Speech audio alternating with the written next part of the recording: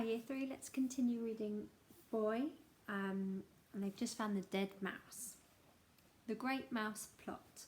My 4 friends and I had come across a loose floorboard at the back of the classroom, and when we prized it up with the blade of a pocket knife, we discovered a big hollow space underneath. This, we decided, would be our secret hiding place for sweets and other small treasures such as conkers, monkey nuts and birds' eggs. Every afternoon, when the last lesson was over, the 5 of us would wait until the classroom had emptied. Then we would lift up the floorboard and examine our secret hoard, perhaps adding to it or taking something away. One day, when we lifted it up, we found a dead mouse lying among our treasures. It was a very exciting discovery. Thwaites took it out by its tail and waved it in front of our faces. "What shall we do with it?" he cried. "Oh, it stinks," someone shouted. "Throw it out the window, quick." "Hold on a tick," I said. "Don't throw it away." Thwaites hesitated. They all looked at me.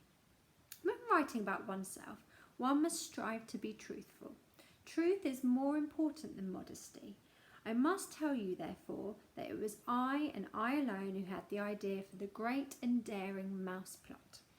We all have our moments of brilliance and glory, and this was mine. "Why don't we," I said, "slip it into one of Mrs. Pratchett's jars of sweets?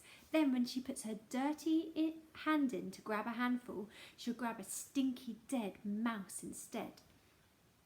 The other 4 stared at me in wonder. Then, as the sheer genius of the plot began to sink in, they all started grinning. They slapped me on the back, they cheered me and danced around the classroom. "We'll do it today," they cried. "We'll do it on the way home. You had the idea," they said to me, "so you can be the one to put the mouse in the jar." Thwaites handed me the mouse. I put it into my trouser pocket. Then the 5 of us left the school, crossed the village green and headed for the sweet shop. We were tremendously jazzed up. We felt like a gang of desperados setting out to rob a train or blow up the sheriff's office. "Make sure you put it into a jar which is used often," somebody said. "I'm putting it in the gobstoppers," I said. "The gobstopper jar is never behind the counter."